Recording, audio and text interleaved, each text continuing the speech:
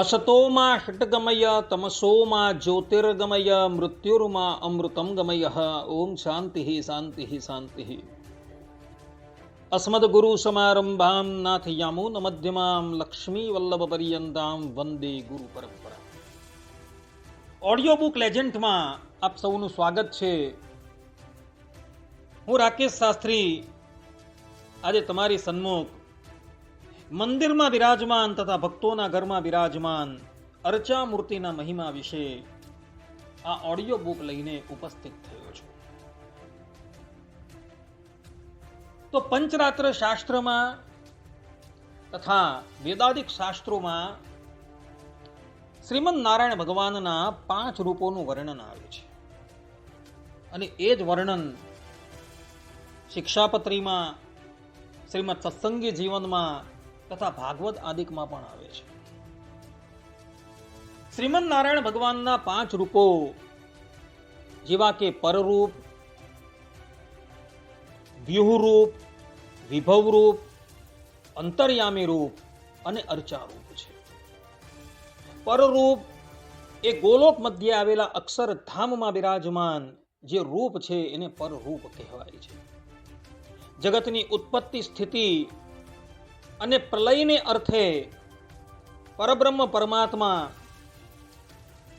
વાસુદેવ, શંકર્ષણ, પ્રદ્યુમ્ન, અનિરુદ્ધ અને કેશવ આદિક 24 વ્યુહ રૂપે પ્રગટ થાય અને જેમાં ભગવાન પોતાની અંદર રહેલા જ્ઞાન, બલ, ઐશ્વર્ય, વીર્ય, શક્તિ અને તેજ આ 6 ગુણમાંથી કેવલ 2 જ ગુણને પ્રગટ કરતા હોય એને ભગવાનનું વ્યુહ રૂપ કહેવામાં આવે છે. ત્રીજું અવતાર રૂપ છે.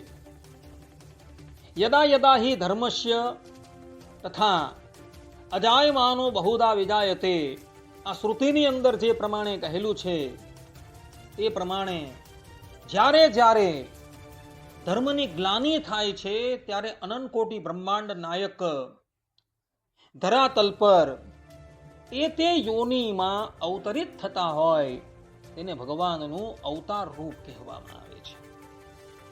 ચતુર્થ અંતર્યામી રૂપ.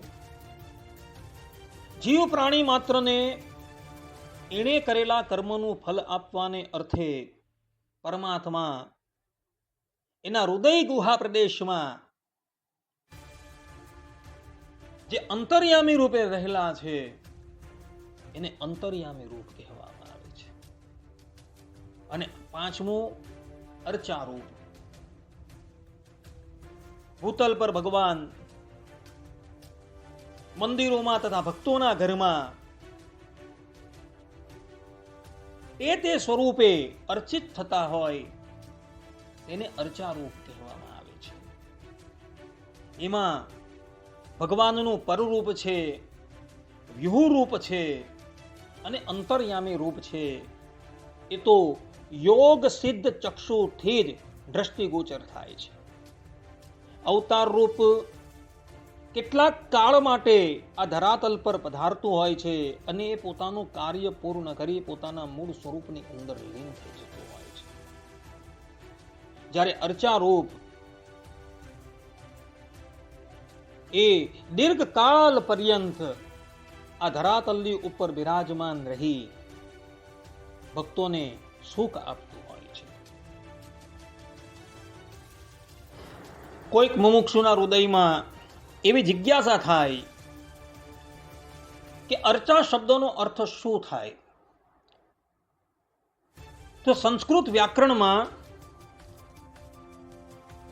અર્ચ પૂજાયામ ધાતુ આવે છે, જેનો અર્થ થાય છે કે જેની પૂજા થાય, જેની સ્તુતિ થાય એને અર્ચા કહેવામાં આવે છે. વૈયાકરણીઓ અર્ચા શબ્દની વ્યુત્પત્તિ કરતા કહી રહ્યા છે કે અર્ચાયામ અવતારઃ અર્ચા અવતારઃ અથવા અર્ચા રૂપેણ અવતારઃ અર્ચા અવતારઃ.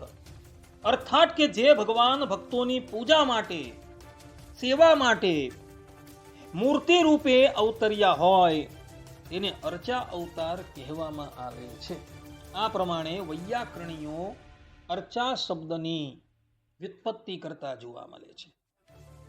શ્રીમદ નારાયણ ભગવાનની આ અર્ચા પ્રતિમાઓ પણ 8 પ્રકારની ગણવામાં આવેલી છે. જેમ શ્રીમદ ભાગવતના એકાદશ સ્કંદના 27મા અધ્યાયના 12મા શ્લોકમાં ભગવાન શ્રી કૃષ્ણ ઉદ્ધવજીને કહે છે, શૈલી દારૂમયી લૌહી લેપ્યા લેખ્યા ચ સૈકતી મનોમયી મણિમયી પ્રતિમા અષ્ટવિધા સ્મૃતા. અર્થાત કે પાષાણ, કાષ્ટ, ધાતુ, લીપણ, આલેખન એટલે કે ચિત્રામણની, નદીના કાંઠાની રેતી, માનસ અને મણિ, આ 8માંથી ભગવાનની મૂર્તિ થાય છે. અર્થાત કે આ 8 પ્રકારની ભગવાનની મૂર્તિ છે. અને વૈદિક મંત્રો દ્વારા ભગવાનનું જ્યારે આવાહન કરવામાં આવે ત્યારે એવો આ 8માંથી કોઈ પણ મૂર્તિની સાધક પૂજા કરે ત્યારે એમાં આવીને બિરાજમાન થતા હોય છે. આ સંબંધમાં વિષ્ણુ પુરાણમાં મહર્ષિ પરાશર મૈત્રેય ઋષિને કહે છે કે અર્ચા રૂપેણ તિષ્ઠંતમ ભક્તાનુગ્રહ કારણાત સંસારાણવર્તારાય નમામિ પુરુષોત્તમમ. અર્થાત કે ભક્તો પર કૃપા કરવા માટે જે ભગવાન અર્ચા રૂપે નિવાસ કરે છે અને સંસાર રૂપ સમુદ્રમાંથી પાર ઉતારવા માટે પ્રગટ થાય છે એવા પુરુષોત્તમને હું નમન કરું છું. નારદ પંચરાત્રમાં દેવર્ષિ નારદ કહે છે કે મંત્રે તિષ્ઠામિ યજ્ઞ તિષ્ઠામિ ભક્ત હૃદય તથા અર્ચાયામ તિષ્ઠામિ નિત્યમ નમે તત્ર વિચારણા. અર્થાત કે હું મંત્રમાં રહેલો છું, યજ્ઞમાં રહેલો છું, ભક્તના હૃદયમાં રહેલો છું અને અર્ચા મૂર્તિમાં તો હું નિત્ય નિવાસ કરું છું, તેમાં કોઈ સંશય નથી. પાદ્મ સંહિતામાં કહેલું છે કે અર્ચાવતારો ભગવાન ભક્તાનામ હિતકામ્યયા સ્વરૂપમ દર્શયામાશ સુલભમ સેવકાય વૈ. અર્થાત કે ભગવાન ભક્તોના હિત માટે અર્ચા અવતાર ધારણ કરે છે, જેથી સેવક અર્થાત કે ભક્ત માટે તેઓ સરળતાથી સેવ્ય બની રહે છે. આ પ્રમાણે ભગવાન પ્રતિમા રૂપ શા માટે ધારણ કરે છે તો અહીં એની સ્પષ્ટતા કરતા પાદ્મ સંહિતામાં કહેલું છે કે પોતાનો ભક્ત પોતાની સેવા કરી શકે અને સરળતાથી એ સંસાર સાગરને તરી શકે એટલે માટે ભગવાન અર્ચા અવતાર ધારણ કરતા હોય છે. મહાભારતમાં શાંતિ પર્વમાં ગંગાપુત્ર ભીષ્મ કહે છે કે પ્રતિમાસુ ન સંદેહ સાક્ષાત દેવો જનાર્દન ભક્ત્યા સંપૂજિતો નિત્યમ દદાતિ પરમમ પદમ. અર્થાત કે પ્રતિમામાં સાક્ષાત જનાર્દન ભગવાન નિવાસ કરે છે તેમાં સંશય નથી. ભક્તિથી નિત્ય પૂજા કરનારને તેઓ પરમ પદ આપે છે. સ્કંદ પુરાણમાં કાર્તિક સ્વામી કહે છે કે શીલામયમ દારૂમયમ લોહમયમ ચ યદર્ચિતમ તત્ર સન્નિહિતો વિષ્ણુ ભક્તાનામ વરદો હરિહિ. અર્થાત કે પાષાણ, કાષ્ટ કે ધાતુથી બનેલી અર્ચા મૂર્તિમાં પણ ભગવાન વિષ્ણુ સન્નિહિત રહે છે અને ભક્તોને વરદાન આપે છે. આ પ્રમાણે ભક્તો પુરાણો, આગમો અને ઇતિહાસોમાં સ્પષ્ટ રૂપે કહેલું છે કે અર્ચા રૂપમાં ભગવાન શ્રી હરિ સાક્ષાત બિરાજમાન છે. ભગવાન સ્વામિનારાયણ પણ ગધડા પ્રથમના 68મા વચનામૃતમાં કહે છે કે મારી અષ્ટ પ્રકારની જે પ્રતિમા તથા જે સંત તેને વિશે હું અખંડ નિવાસ કરીને રહ્યો છું. સત્સંગી જીવન 5મા પ્રકરણના 68મા અધ્યાયના 37 થી 39મા શ્લોકમાં પણ કહે છે કે વૃત્તાલયે ત્વહં વર્તે સાક્ષાન મન મૂર્તિયુગ્મતઃ નર નારાયણાખ્યાયોહં વર્તે શ્રીનગરે તથા ગોપીનાથાખ્યાયા ચાત્ર વર્ત ઇત્યેવ વિત્તમામ મયી ચૈતેષુ રૂપેષુ ભેદો નાસ્ત્યેવ કિંચન અહમેવાસ્મિ વૈ સાક્ષાત એતદ્રૂપો હિ ભૂતલે, અર્થાત કે હું અહીં જ ભૂતલમાં વૃત્તાલય પૂર વિશે મેં પ્રતિષ્ઠા આપેલી બે મૂર્તિઓ રૂપે સાક્ષાત જ વર્તું છું. આ શ્રી વૃંદાવન વિહારી લક્ષ્મી નારાયણ નામના સ્વસ્વરૂપનું ઉપલક્ષણ છે. તથા શ્રીનગરમાં હું નરનારાયણ રૂપે વર્તું છું તથા અહીં દુર્ગપુરમાં ગોપીનાથ રૂપે સદા વર્તું છું. એમ જ મને જાણો. આ ધોલેરા જુનાગઢ આદિકમાં સ્વયં પ્રતિષ્ઠા પેલા મદન મોહન દ્વારિકેશ આદિ મૂર્તિઓનું પણ ઉપલક્ષણ છે. આ મારા રૂપ થકી આ અર્ચા રૂપ ભિન્ન નથી. આ અર્ચા મૂર્તિઓમાં રહીને જ સદાય તમને હાલમાં જ જેમ એમ સાનિધ્યનો આનંદ ઉપજાવું છું. હું જ સાક્ષાત આ મૂર્તિ રૂપે આ ભૂતલ ઉપર વર્તું છું. આ પ્રમાણે ભગવાન સ્વામિનારાયણે અહીં સ્પષ્ટ રૂપે કહેલું છે કે વૃત્તાલયમાં તથા અમદાવાદમાં, ભુજનગરમાં, ધોલેરામાં, જુનાગઢમાં તથા દુર્ગપુરમાં તે અર્ચા રૂપે હું જ સ્વયં બિરાજમાન છું. હરિલીલામૃતમ 9મા કળશના 13મા વિશ્રામમાં પ્રસંગ આવે છે કે ભગવાન સ્વામિનારાયણે એક સમયે નારાયણજીભાઈ સુતાર પાસે અર્ચા મૂર્તિઓનું નિર્માણ કરાવ્યું.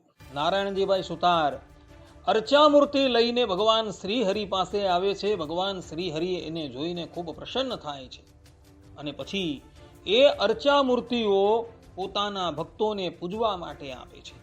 એ પ્રસંગનું વર્ણન કરતા વિહારીલાલજી મહારાજ કહે છે કે આવ્યા ત્યાં નારાયણજી સુતાર, કરી લાવ્યા તે મુદ્રા શ્રીકાર.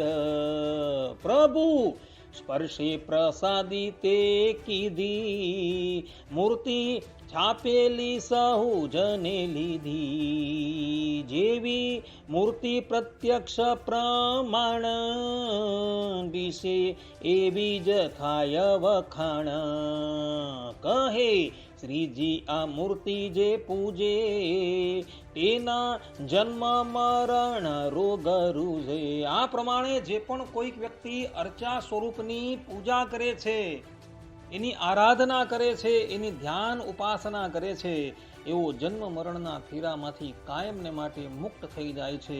એવું ભગવાન સ્વામિનારાયણ પોતાના સ્વમુખે અહીં હરિલીલામૃતમની અંદર કહી રહ્યા છે. અને અર્ચા રૂપે પરબ્રહ્મ પરમાત્મા શ્રીમદ નારાયણ ભગવાન જ વિરાજમાન છે. અને ઇતિહાસ અને પુરાણોની અંદર તથા સંપ્રદાયના ગ્રંથોની અંદર કેટલાય પ્રસંગો જોવા મળે છે કે અર્ચા સ્વરૂપમાંથી પ્રગટ થઈને ભગવાન શ્રી હરિએ પોતાના ભક્તોની અર્પણ કરેલી તે સામગ્રીને ગ્રહણ કરેલી હતી. જેમ પદ્મપુરાણ ક્રિયાખંડમાં ચક્રિક ભીલનું ચરિત્ર આવે છે. ચક્રિક ભીલ જાતિમાં પ્રગટ થયો હતો અને ભીલના વ્યવસાય પ્રમાણે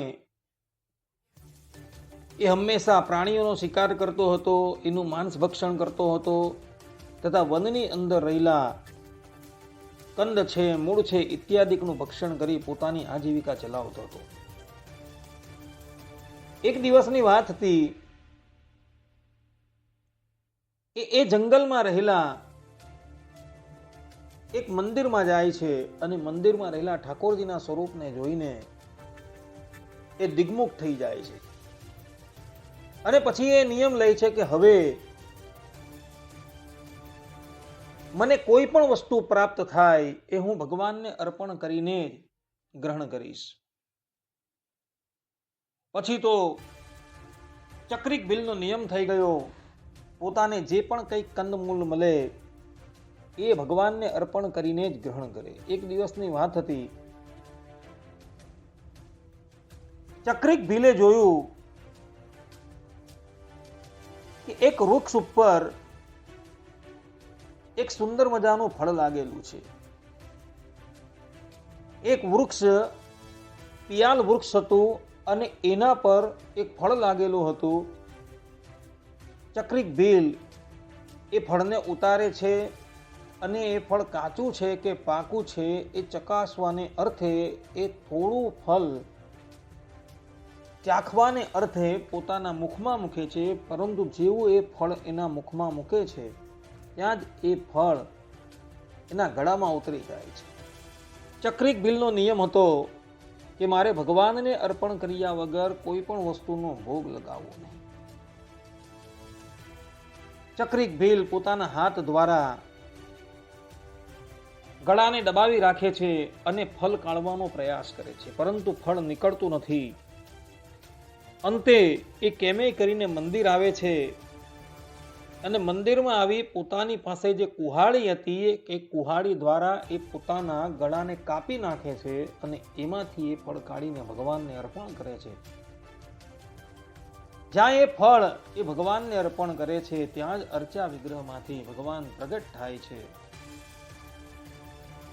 અને એને પોતાના હૃદય લગાવે છે.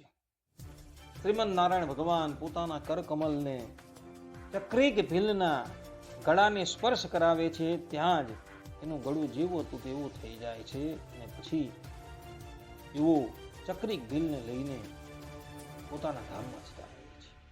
આ પ્રમાણે ચક્રિક ભીલે એઠું ફળ પણ ભગવાનને અર્પણ કર્યું તો ભગવાન એની એ ભાવનાથી એના ભાવથી અતિશય પ્રસન્ન થયા અને અર્ચા વિગ્રહમાંથી પ્રગટ થઈ ભગવાન એને દર્શન આપી કૃતાર્થ કરી દે છે. મહાભારતના વન પર્વ કિરાટ પર્વના અધ્યાય 39માં અર્જુનજીનો પ્રસંગ આપે છે. અર્જુનજી દિવ્યાસ્ત્રની પ્રાપ્તિને અર્થે મહાદેવજીની ઘોર તપસ્યા કરતા હતા. તે સમયે અર્જુનજીની પરીક્ષા લેવાને અર્થે ભગવાન શંકર કિરાટનું રૂપ ધારણ કરી અર્જુનજીની પાસે આવે છે અને તે સમયે એક વરાહના શિકારમાં એ બંને વચ્ચે વિવાદ થઈ જાય છે. અર્જુનજી કહે છે કે આ વરાહનો મેં શિકાર કરેલો છે. કિરાટ રૂપધારી ભગવાન શંકર અર્જુનજીને કહે છે કે આ વરાહનો મેં સ્વીકાર કરેલો છે. એમ કરતા કરતા બંને વચ્ચે વાદ યુદ્ધ થાય છે અને પછી તો બંને જણા પોતપોતાના શસ્ત્ર ધારણ કરે છે. અર્જુનજી એક પછી એક પોતાના બધા જ બાણો ભગવાન શંકર પર ચલવે છે, પરંતુ એ બધા જ બાણો ભગવાન શંકરના સ્વરૂપમાં લીન થઈ જાય છે. અર્જુનજીની પાસે જેટલા દિવ્યાસ્ત્રો હતા એ બધા જ દિવ્યાસ્ત્રો એ ચલવી ચૂકે છે, પરંતુ એ બધા જ દિવ્યાસ્ત્રો ભગવાન શંકરની અંદર લીન થઈ જાય છે. પોતાની પાસે જે ધનુષ હતું એ ધનુષ ભગવાન શંકર પર ફેંકે છે તો એ ધનુષ પણ ભગવાન શંકરના શરીરમાં લીન થઈ જાય છે. પોતાની પાસે જે ખડગ હતું એ ખડગ દ્વારા એ ભગવાન શંકર પર વાર કરે છે તો એ ખડગ પણ ભગવાન શંકરમાં લીન થઈ જાય છે. પછી અર્જુનજી કિરાટની સાથે બાહુયુદ્ધમાં પ્રવૃત્ત થઈ જાય છે, પરંતુ કિરાટ રૂપધારી ભગવાન શંકર અર્જુનજીને પોતાની કાખની અંદર દબાવી લે છે. 2-3 ઘડી પર્યંત તો અર્જુનજી કિરાટની કાખમાં દબાયેલા રહે છે. પછી કેમે કરીને એની કાખમાંથી છૂટે છે અને એ કિરાટની સાથે યુદ્ધમાં વિજય મેળવવાને અર્થે અર્જુનજી તત્કાલ એક માટીની વેદીનું નિર્માણ કરે છે અને એના પર એક શિવલિંગ બનાવે છે અને પોતાની પાસે જે પુષ્પ છે, ફલ છે, એના દ્વારા એ ભગવાન શંકરના લિંગનું પૂજન કરે છે. તો અર્જુનજી આશ્ચર્યચકિત થઈને જુએ છે કે હું જે પણ કંઈક પત્ર છે, પુષ્પ છે, ફલ છે, ભગવાન શંકરને અર્પણ કરું છું એ પેલા કિરાટના મસ્તકની ઉપર જઈને પડે છે અને એના દ્વારા અર્જુનજીને નિશ્ચય થઈ જાય છે આ કિરાટ રૂપધારી કોઈ અવર નથી પરંતુ ભગવાન શંકર છે. પછી તે ભગવાન શંકરની પાસે જઈને પોતાના અપરાધ બદલ ક્ષમા માંગે છે. કહેવાનું તાત્પર્ય એ છે કે અર્જુનજીએ લિંગની ઉપર પત્ર છે, પુષ્પ છે, ફલ છે ઇત્યાદિ ચડાવ્યું, તો એ બધું જ ભગવાન શંકરના મસ્તક પર જઈને પડતું હતું. અર્થાત કે કેરી રૂપ ધારી ભગવાન શંકરના મસ્તક પર જઈને પડતું. એનું કારણ એ કે લિંગની અંદર ભગવાન શંકર બિરાજમાન છે અને લિંગને જે પણ કંઈક વસ્તુ અર્જુનજીએ અર્પણ કરીએ બધી જ વસ્તુ પેલા કિરાટ રૂપધારી ભગવાન શંકરને પ્રાપ્ત થઈ. અને આના દ્વારા એ વાત સિદ્ધ થાય છે કે ભગવાન અર્ચા વિગ્રહની અંદર અખંડ વિરાજમાન હોય છે. વૈદિક વિધિથી એમનું આવાહન કરવામાં આવે ત્યારે એ અર્ચાની અંદર આવી ભગવાન વિરાજમાન થઈ જાય છે અને ભક્ત જે પણ કંઈક વસ્તુ અર્પણ કરે એ બધી જ વસ્તુ એ ભગવાન સ્વીકાર કરતા હોય છે.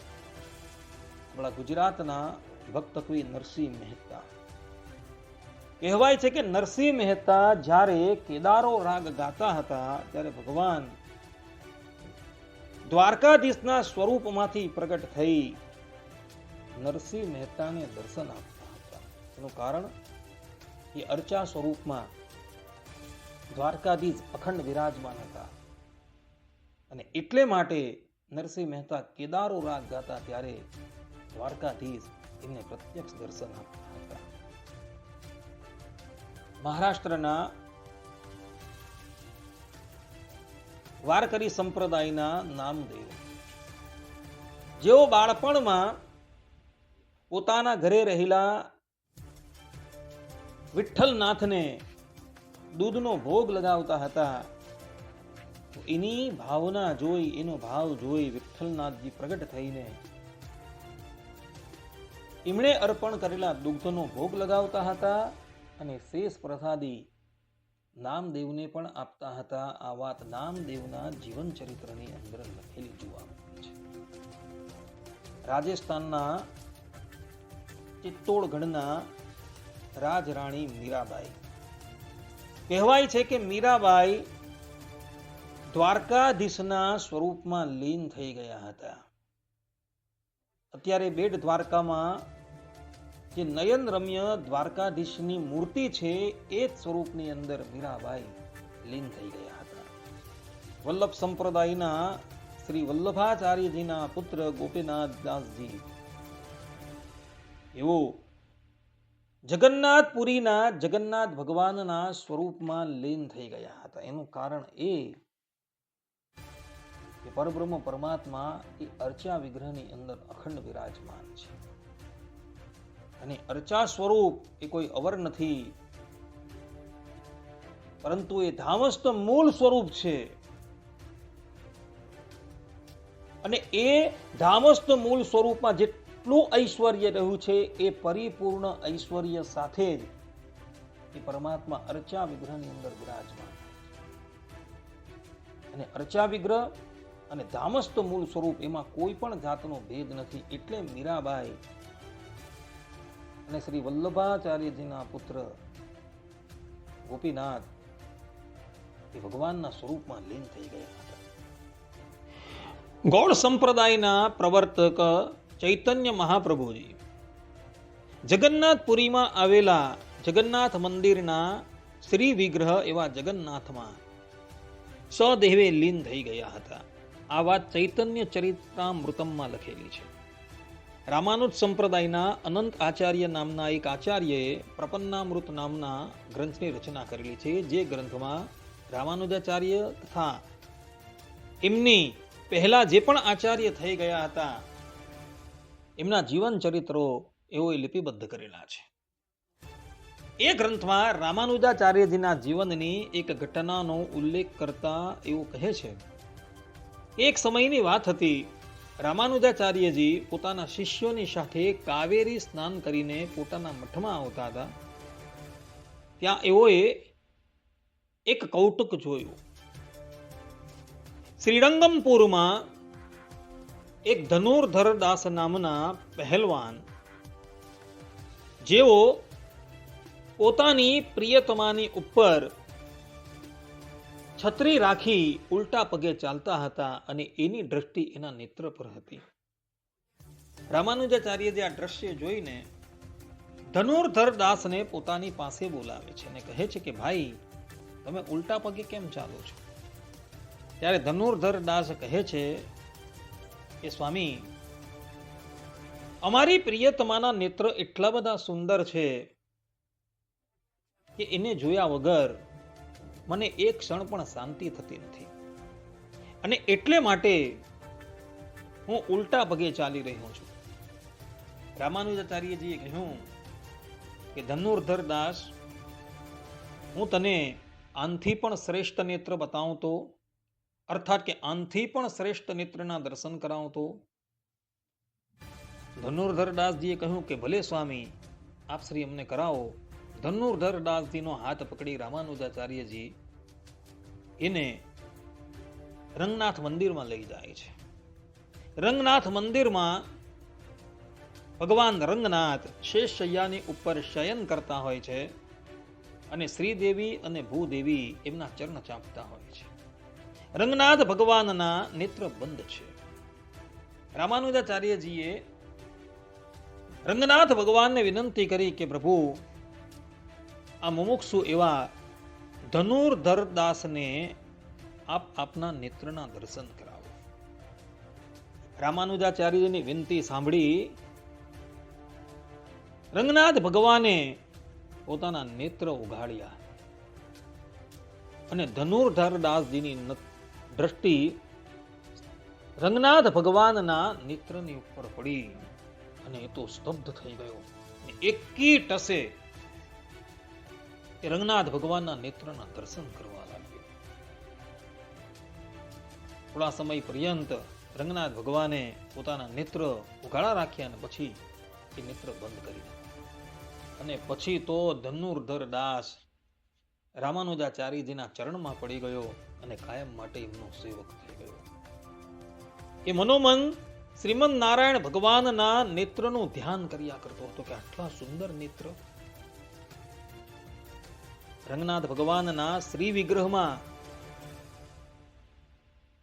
શ્રીમદ નારાયણ ભગવાન બિરાજમાન છે અને એટલે જ માટે એઓએ નેત્ર ખોલેલા હતા. આ વાત પ્રપન્નામૃત નામના ગ્રંથમાં લિપિબદ્ધ થઈ ગઈ છે. હવે આપણે આપણા સ્વામિનારાયણ સંપ્રદાયની વાત કરીએ તો આપણા સ્વામિનારાયણ સંપ્રદાયના માન્ય પ્રબંધ સત્સંગી જીવનના પ્રથમ પ્રકરણના 49મા અધ્યાયમાં એક પ્રસંગ આવે છે. નીલકંઠ વર્ણી દક્ષિણ ભારતમાં આવેલા સુંદર રાજ ક્ષેત્રથી ભૂતપુરી જતા હતા અને વનમાં 5 દિવસ પર્યંત ચાલ્યા, પરંતુ નીલકંઠ વર્ણીને અન્ન જળ કાંઈ પણ પ્રાપ્ત ન થયું. 5મે દિવસે સંધ્યા સમયે નીલકંઠ વર્ણીને એક કૂવો દેખાયો. તે કૂવાની પાસે આવે છે. સર્વપ્રથમ એવો સ્નાન કરે છે અને પછી એક પાત્રમાં પોતાની પૂજાના શાલિગ્રામ મૂકે છે અને કમંડલથી એમને પણ સ્નાન કરાવે છે. 1 2 3 4 કેટલાય કમંડલ એ શાલિગ્રામની ઉપર પધરાવે છે, પરંતુ શાલિગ્રામ બધું જલ પાન કરી જાય છે. શાલિગ્રામની અંદર શ્રીમદ નારાયણ ભગવાનનો અખંડ વાસ હોય છે. 5 દિવસ પર્યંત નીલકંઠ વર્ણીને અન્ન જળ કાંઈ મળેલું ન હતું. એટલે એવો પોતે તો ક્ષુધાતુર હતા, શાલિગ્રામ પણ ક્ષુધાતુર હતા, અને એટલે માટે શાલિગ્રામ નીલકંઠ વર્ણી દ્વારા સ્નાન કરાવેલું બધું જલ પાન કરી જાય છે. અત્યારે શાલિગ્રામ વડતાલમાં હરિકૃષ્ણ મહારાજના ચરણારવિંદર પાસે આવેલા સિંહાસનમાં બધાને દર્શન આપે છે. સ્વામિનારાયણ સંપ્રદાયના વાર્તા સાહિત્યમાંથી એક એવા અક્ષરાનંદ સ્વામીની વાર્તામાં જયાબાના જીવનના કેટલાક પ્રસંગો નોંધાયા છે. એમાં એક પ્રસંગમાં આવે છે કે બાળપણમાં જ્યારે જયાબા પોતાના સેવ્ય સ્વરૂપ લાલજીની સેવા કરતા હતા અને ભક્તિભાવપૂર્વક એમની સન્મુખ દૂધનો કટોરો ભરીને મૂકતા હતા, ત્યારે લાલજી સ્વયં પોતાના સ્વહસ્તે એ દુગ્ધ પાન કરે છે. આજે પણ એ લાલજી ગઢપુરમાં ગોપીનાથજી મહારાજની બાજુમાં જે વાસુદેવ નારાયણનું સ્વરૂપ આવેલું છે, ત્યાં એમના ચરણારવિંદરમાં બધાને દર્શન આપી રહ્યા છે. અને જે વાળકા દ્વારા લાલજીએ દુગ્ધપાન કરેલું હતું એ બાળકો પણ આજે ગઢપુરમાં પ્રદક્ષિણામાં આવેલ અક્ષર ભુવનમાં જે ઘનશ્યામ મહારાજ બિરાજમાન છે, બરાબર એની બાજુમાં એક કાચનું કેબિન છે, ત્યાં એ બાળકો દર્શન આપી રહ્યા. સત્સંગી જીવનના પ્રથમ પ્રકરણના 57મા અધ્યાયમાં પ્રસંગ આવે છે કે રામાનંદ સ્વામી નિત્ય પોતાના સેવ્ય સ્વરૂપ શ્રી કૃષ્ણની સેવા કરતા હતા.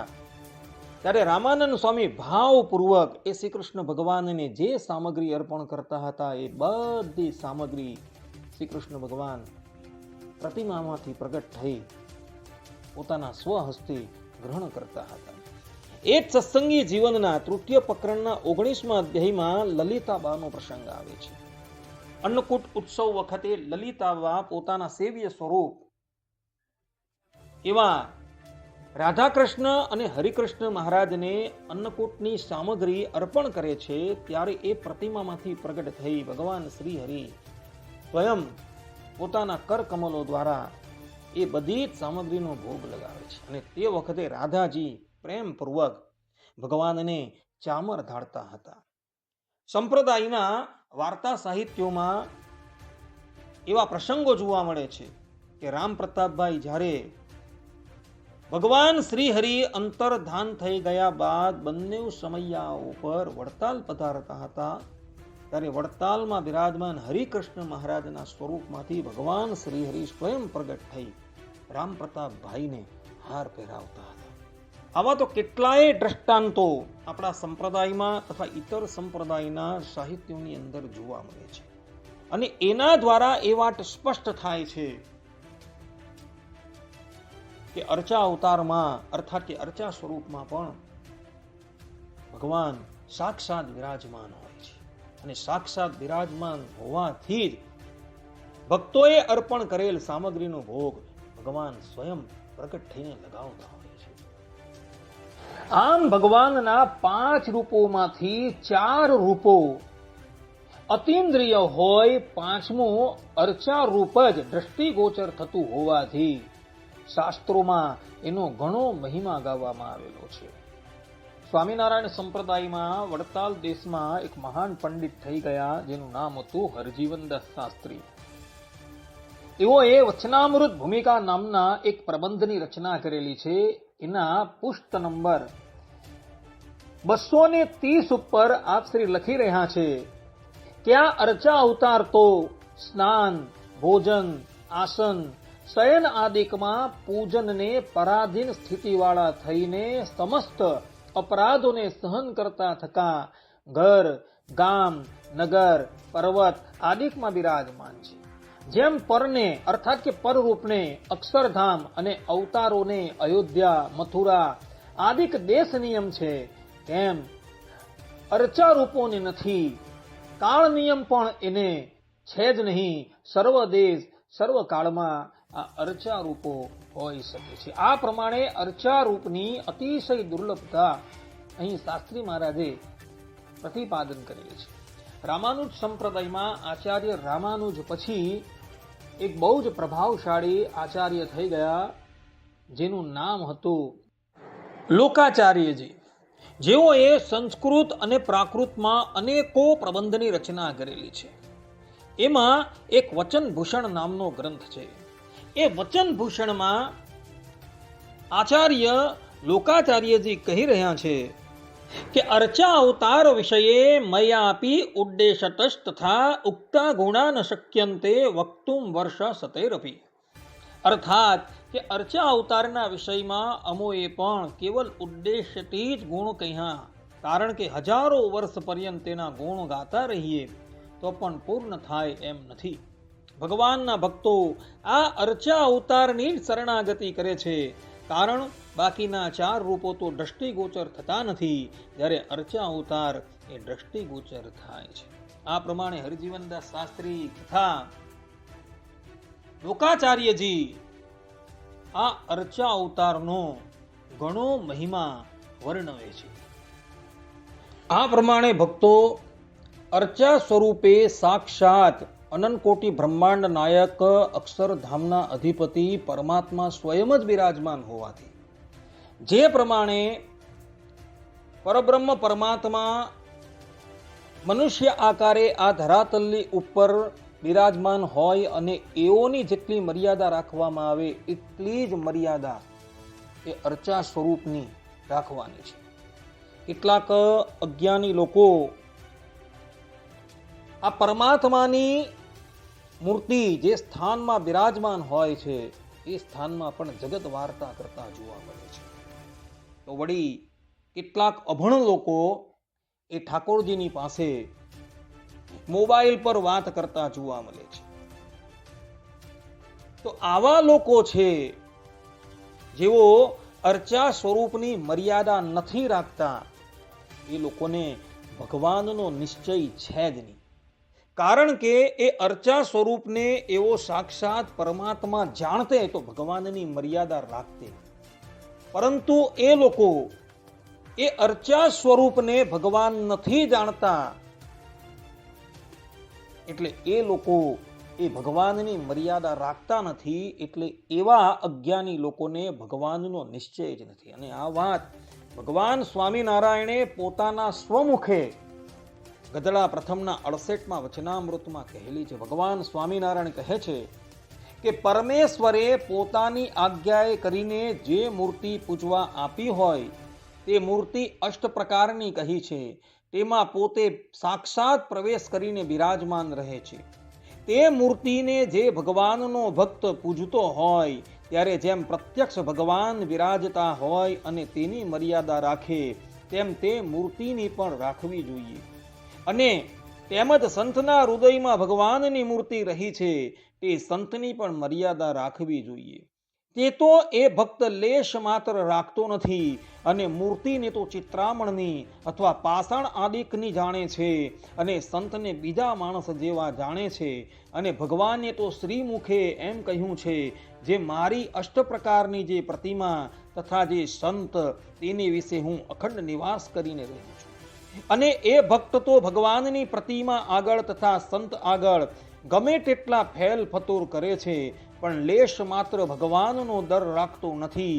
એને ભગવાનનો નિશ્ચય છે કે નથી એ પ્રશ્ન છે. ત્યારે પરમહંસ બોલ્યા, જે જ્યારે એ ભગવાનને અંતર્યામી જાણીને મર્યાદા નથી રાખતો તો એને ભગવાનનો નિશ્ચય જ નથી. આ પ્રમાણે જે લોકો અર્ચા સ્વરૂપની મર્યાદા લોપે છે એ લોકોને ભગવાનનો નિશ્ચય નથી. અને જે લોકોને ભગવાનનો નિશ્ચય નથી એ લોકો દેહાંતે ક્યારેય પણ ભગવાનના ચરણાર વિંદરને પામી શકવાના જ નથી. એ ભક્તો અર્ચા સ્વરૂપે ઠાકોરજી સાક્ષાત વિરાજમાન છે. વેદ મંત્રો દ્વારા એ ભગવાનનું એ પ્રતિમામાં આવાહન કરવામાં આવે છે. ત્યારે એ પ્રતિમા નથી રહેતી, પરંતુ સાક્ષાત પુરુષોત્તમ નારાયણ થઈ જાય છે. જે પ્રમાણે પ્રત્યક્ષ ભગવાન બિરાજમાન હોય અને એઓની જેટલી મર્યાદા રાખવામાં આવે એટલી જ મર્યાદા એ અર્ચા સ્વરૂપની રાખવાની છે. જો એ મર્યાદા નથી રાખતા તો એવા અજ્ઞાની લોકોને ભગવાનનો નિશ્ચય જ નથી. અને ભગવાનનો નિશ્ચય નહીં હોવાથી એ લોકો ક્યારેય પણ ભગવાનના ચરણાર વિંદરને પામવાના જ નથી. એવું અધ્યાહારથી આ વચનામૃતની અંદર ભગવાન શ્રી હરિ કહી રહ્યા છે. વળી બીજી એક બહુ મહત્વની વાત ઉપર પ્રકાશ આપી દેવું, તે એ કે આ અર્ચા સ્વરૂપો પણ બે પ્રકારના હોય છે, જેનું વર્ણન કરતા ભગવાન શ્રી કૃષ્ણ શ્રીમદ ભાગવતના 11 સ્કંદના 27મા અધ્યાયના 13 અને 14મા શ્લોકમાં ઉદ્ધવજી પ્રત્યે કહે છે કે ચલા ચલેતી દ્વિવિધા પ્રતિષ્ઠા જે મંદિરમ ઉદ્વાશાવાહને નસ્ત સ્થિરાયામ ઉદ્વાર્ચને અસ્થિરાયામ વિકલ્પશ્ચાત ઠંડી લેતો ભવિદ્વયમ સ્નપનમ ત્વવિલેપ્યાયામ અન્યત્ર પરિમાર્જનમ. અર્થાત કે સ્થિર અને ચલના ભેદથી, અર્થાત કે અચલ અને ચલના ભેદથી એક મૂર્તિ તો મંદિરમાં પ્રતિષ્ઠિત કરેલી હોય છે અને બીજી રથયાત્રા વગેરે માટે હોય છે. આમ બે પ્રકારની મૂર્તિઓ ભગવાનના મંદિરમાં હોય છે. ઉદ્ધવજી, અચલ પ્રતિમાના પૂજનમાં દરરોજ આવાહન વિસર્જન ન કરવું જોઈએ. ચલ પ્રતિમામાં બે વિકલ્પ છે. આવાહન વિસર્જન કરી પણ શકાય અને ન પણ કરી શકાય. પરંતુ રેતીની પ્રતિમામાં તો આવાહન અને વિસર્જન પ્રતિદિન કરવું જ જોઈએ. માટી અને ચંદનની તથા ચિત્રવાળી પ્રતિમાઓને સ્નાન ન કરાવવું, માત્ર માર્જન કરવું, બાકી બધી મૂર્તિઓને સ્નાન કરાવવું. આ પ્રમાણે ભગવાન શ્રી કૃષ્ણએ અહીં સ્પષ્ટ રૂપે કહેલું છે કે ચલ અને અચલ આ બે પ્રકારે ભગવાનની અર્ચા મૂર્તિ હોય છે. અને એમાં પણ જે અચલ મૂર્તિ છે તેની અંદર આવાહન અને વિસર્જન કરવાનું નથી. જ્યારે ચલ પ્રતિમામાં બે વિકલ્પ છે. આવાહન કરી પણ શકાય અને વિસર્જન પણ કરી શકાય. અને કોઈકની અંદર આવાહન કરીને વિસર્જન ન કરાય. અને એમાં પણ જે રેતીની પ્રતિમા છે તેમાં તો આવાહન અને વિસર્જન અવશ્ય કરવું જોઈએ. માટી અને ચંદનની તથા ચિત્રવાળી પ્રતિમાઓ છે તેને સ્નાન ન કરાવવું, કેવલ માર્જન જ કરવું, એવું ભગવાન શ્રી કૃષ્ણ અહીં કહી રહ્યા છે. ઓડિયો બુકની સમાપ્તિ કરતા પહેલા હજુ એક બહુ જ મહત્વની વાત ઉપર પ્રકાશ આપી દઉં. રામાનુજ સંપ્રદાયના એક મહાન આચાર્ય શ્રીનિવાસ આચાર્ય જેઓએ યતીન્દ્ર મત દીપિકા નામના ગ્રંથની રચના કરેલી છે. આ ગ્રંથ વિશિષ્ટાદ્વૈત મતમાં પ્રવેશ કરનારાઓ માટે સોપાનનું કાર્ય કરે છે. તો આ શ્રીનિવાસ આચાર્ય દ્વારા રચેલ યતીન્દ્ર મત દીપિકાના 9મા અવતારમાં શ્રીનિવાસ આચાર્ય કહે છે કે સચ સ્વયં વ્યક્ત દૈવ શૈદ્ય માનુષ ભેદા ચતુર્વિધ. અર્થાત કે ભગવાનના આ અર્ચા સ્વરૂપના 4 ભેદ છે. સ્વયં વ્યક્ત, દૈવ, આર્ષ અને માનુષ્ય. સ્વયં વ્યક્ત કોને કહેવાય? તો જે અર્ચા સ્વયં પ્રગટ થઈ હોય, જે કોઈ મનુષ્ય બનાવેલી ન હોય પરંતુ આપોઆપ પ્રગટ થઈ હોય, એને સ્વયંભૂ અર્ચા અવતાર કહેવામાં આવે છે. જેમ કે વડતાલમાં બિરાજમાન લક્ષ્મીનારાયણ દેવ, ગઢપુરમાં બિરાજમાન વાસુદેવ નારાયણ, શ્રીરંગમમાં બિરાજમાન રંગનાથ ભગવાન, કાંચીપુરીમાં બિરાજમાન વરદરાજ ભગવાન તથા શ્રીનાથજીમાં બિરાજમાન ભગવાન શ્રીનાથજી. આ ઉપરાંત બીજા પણ જે ભૂતલ પર સ્વયંભૂ વ્યક્ત સ્વરૂપ છે એને સ્વયંભૂ વ્યક્ત અર્ચા અવતાર કહેવામાં આવે છે. દૈવ કોને કહેવાય? તો દેવતા અથવા તો ભગવાને જે સ્વરૂપની પ્રતિષ્ઠા કરી હોય તેને દૈવ અર્ચા અવતાર કહેવામાં આવે છે. જેમ કે સેતુબંધ રામેશ્વરમાં ભગવાન શ્રી રામે રામેશ્વર મહાદેવની સ્થાપના કરી છે. ભગવાન સ્વામિનારાયણે પોતાના અવતાર કાળ દરમિયાન અમદાવાદમાં નરનારાયણ દેવ, ભુજમાં નરનારાયણ દેવ, વડતાલમાં લક્ષ્મીનારાયણ દેવ, હરિકૃષ્ણ મહારાજ, ધોલેરામાં મદન મોહન મહારાજ, જૂનાગઢમાં રણછોડ ત્રિકમ રાય, રાધારમણ દેવ તથા ગઢપુરમાં ગોપીનાથજી મહારાજની પોતાના કરકમલો દ્વારા જે પ્રતિષ્ઠા કરેલી છે એ દૈવ દ્વારા પ્રતિષ્ઠાપેલ અર્ચા સ્વરૂપ કહેવામાં આવે છે. આર્ષ સ્વરૂપ કોને કહેવાય? તો ઋષિઓ તથા આચાર્યો દ્વારા જે સ્વરૂપની પ્રતિષ્ઠા કરવામાં આવે તેને આર્ષ સ્વરૂપ કહેવાય. અને માનુષ સ્વરૂપ અર્થાત કે મનુષ્ય અર્ચા અવતાર કોને કહેવાય? તો જે મનુષ્ય દ્વારા જે સ્વરૂપની પ્રતિષ્ઠા કરવામાં આવે તેને માનુષ અર્ચા અવતાર કહેવામાં આવે છે. આ પ્રમાણે અર્ચાના 4 ભેદ છે. અને આ 4 ભેદ હોવા છતાં અર્થાત કે અર્ચાના 4 ભેદ હોવા છતાં પણ પરબ્રહ્મ પરમાત્મા એ અર્ચા સ્વરૂપમાં પરિપૂર્ણ ઐશ્વર્યથી જ બિરાજમાન હોય છે. સ્વયંભૂ હોય કે દૈવ હોય, આર્ષ હોય કે માનુષ હોય, એ દરેકની અંદર પરબ્રહ્મ પરમાત્મા પૂર્ણ ઐશ્વર્યથી જ બિરાજમાન હોય છે. અને આ 4 દ્વારા પધરાવેલા સ્વરૂપમાંથી કોઈ પણ સ્વરૂપની તમે સેવા કરો, ધ્યાન કરો, ઉપાસના કરો તો અંતે તમને એ સનાતન પરબ્રહ્મ પરમાત્માની પ્રાપ્તિ થવાની છે. આ પ્રમાણે ભક્તો અર્ચાના 4 સ્વરૂપોનો નિર્ણય શાસ્ત્રોકારોએ કરેલો છે. આ પ્રમાણે ભક્તો આ ઓડિયો બુકની અંદર અમે ભગવાનના અર્ચા અવતાર પર જે પણ કંઈક કહેવાનું હતું એ બધું જ કહી દીધું છે. આટલું કહીને આ ઓડિયો બુકને હું અહીં વિરામ આપું છું. સર્વે સંતુ નિરામયઃ, સર્વે સુખીનો ભવંતુ, સર્વે ભદ્રાણિ પશ્યંતુ, મા કશ્ચિદ દુઃખ ભાગ ભવેત. અસ્તો. જય સ્વામિનારાયણ, જય સિયારામ, જય શ્રી કૃષ્ણ.